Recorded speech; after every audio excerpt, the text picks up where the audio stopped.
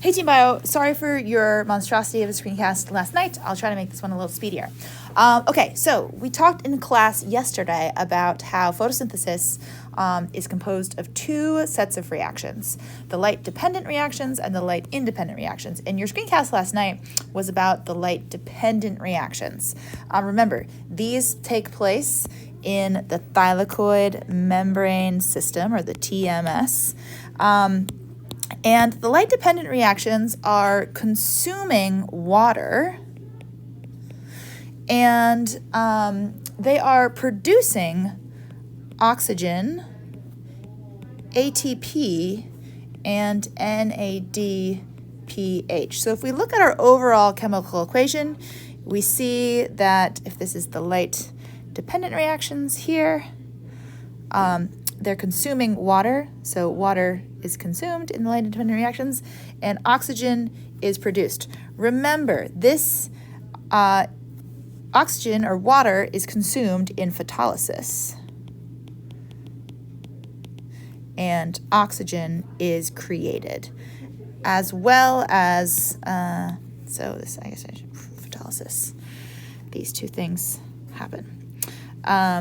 We've also stripped electrons from water. These are the electrons that are ultimately going to be put on NADPH, and we've also created some H+ that we're going to use to pump across a membrane and create a gradient.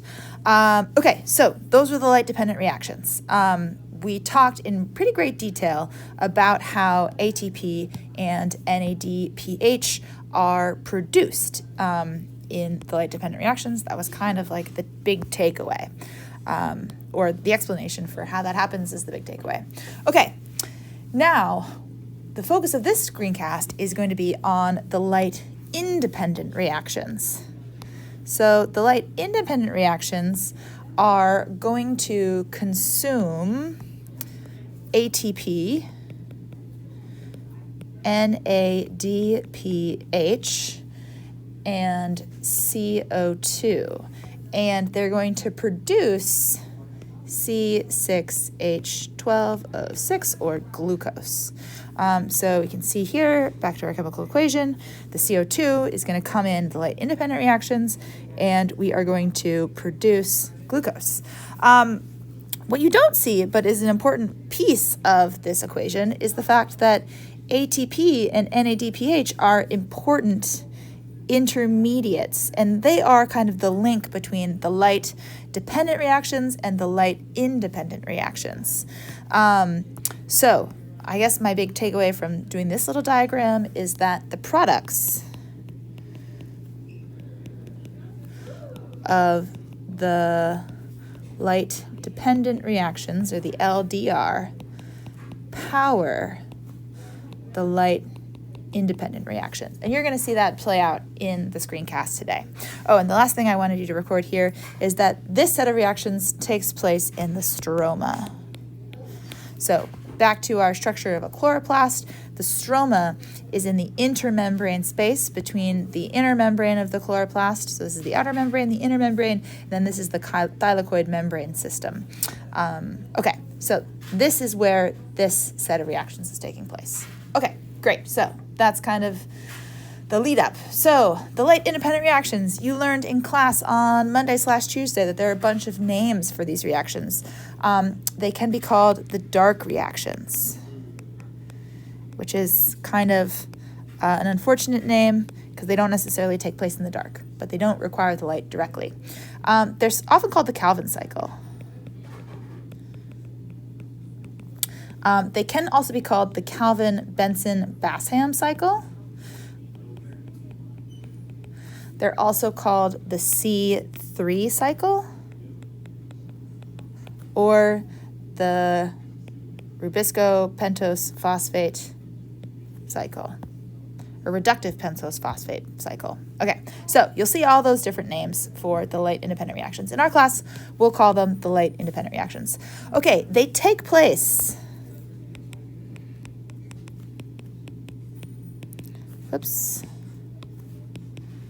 in the stroma.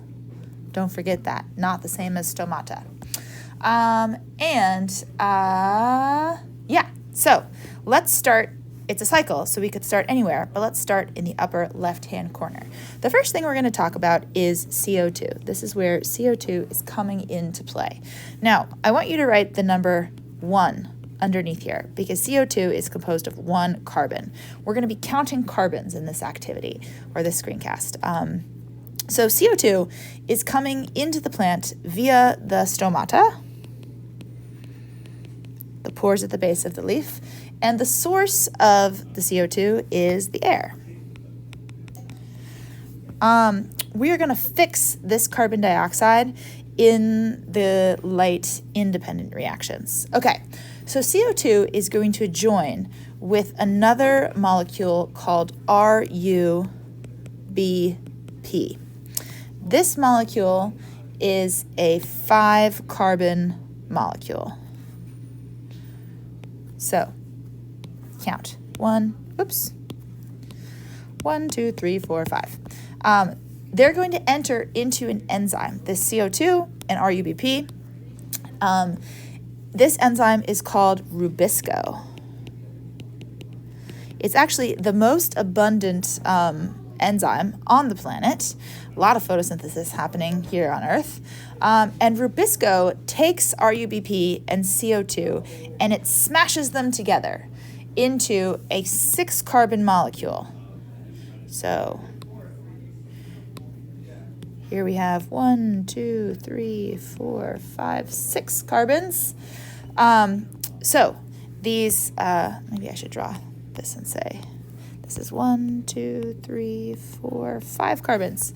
So smashes 1 CO2 onto RuBP, and we get this 6-carbon molecule. This 6-carbon molecule is very unstable, and it spontaneously breaks in half.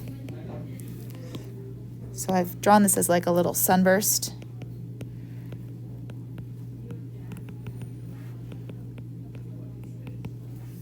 Okay, so we're left, when that breaks in half, we're left with 2 3-carbon molecules. I've only drawn one of them here. This 3-carbon molecule is called PGA. So let's write this 1, 2, 3 carbons. So this PGA is a relatively low energy molecule, and we are going to provide it with energy, H+ ions, and high energy electrons by providing the products of the light-dependent reactions to this party. Okay, remember, there are 2 products of the light-dependent reactions. They are NADPH and ATP. So what's going to happen is NADPH is going to swoop in here and provide H+ and electrons. Remember, these electrons are HEEs, high energy electrons. Originally, we stripped them from water in the photolysis of water. Then we sent them down 2 electron transport chains and got them all charged up with the sun's energy. So when NADPH drops them off in this set of reactions, it's dropping off super high energy electrons. Okay, when NADPH drops off H+ and electrons, now it's just NADP+ again. And that can cycle back to the light-dependent reactions and get charged up into NADPH again. Okay, ATP is going to swoop in here and provide some energy. And when it does that, it's going to break apart into ADP and free phosphate.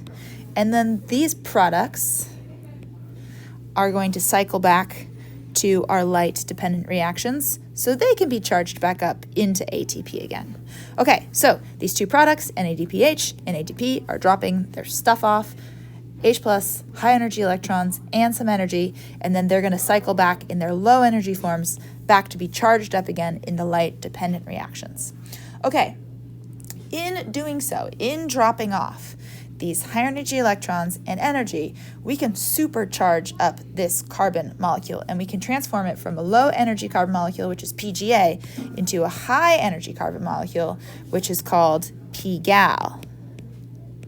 This is a 3 carbon molecule, 1, 2, 3.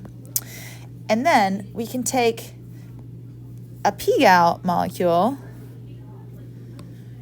which I'm going to say 1, 2, 3. This is pGal.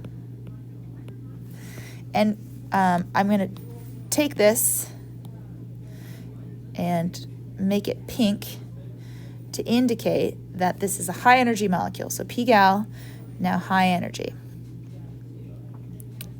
Okay, so pGal, we can smash 2 pGals together to form a 6 carbon molecule, which is glucose. So 1, 2, 3, 4, 5, 6. Okay, and this is glucose. Glucose is high energy. So let's put it in pink here. Okay, so we've just created glucose. But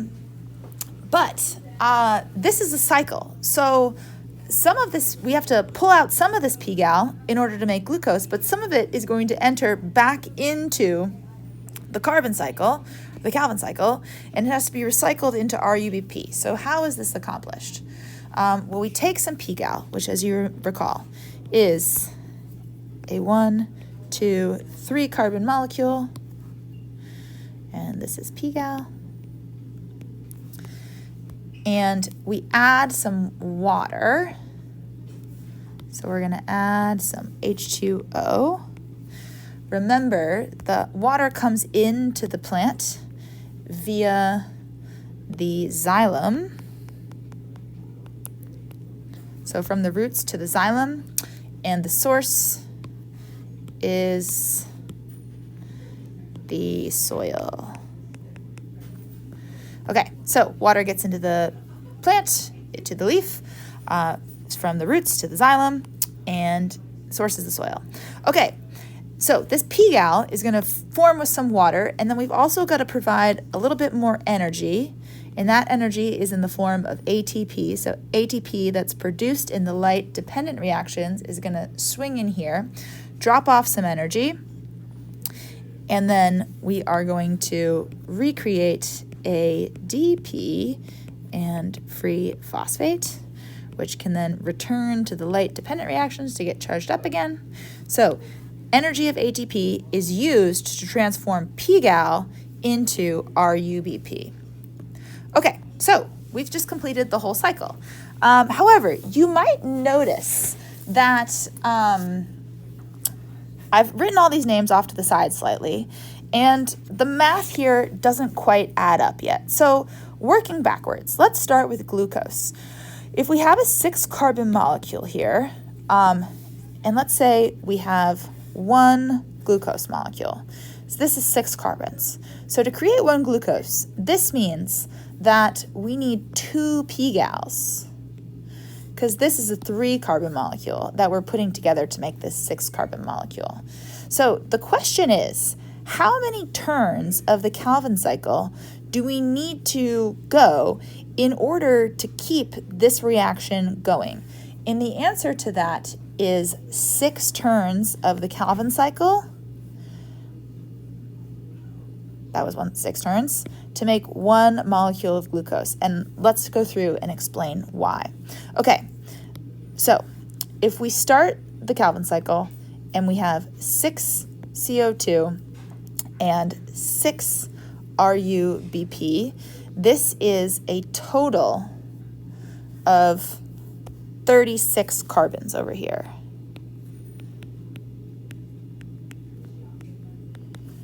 Between these two sources.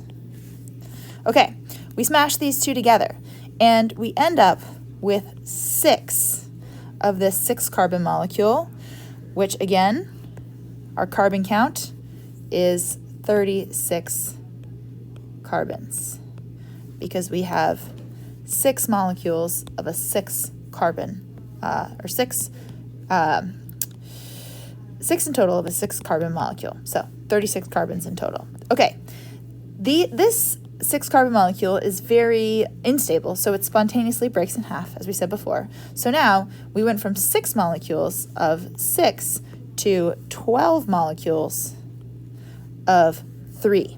Still, our carbon count is 36 carbons. Okay, now we're over here. We take this PGA, we change it from a low energy molecule to a high energy molecule, and we still have 12. So the total carbon count here is still 36 carbons. Because we have 12 3-carbon molecules, still 36 carbons. Okay, we're going to take 2 pGal and we're going to pull them out of the cycle. So this is 6 carbons.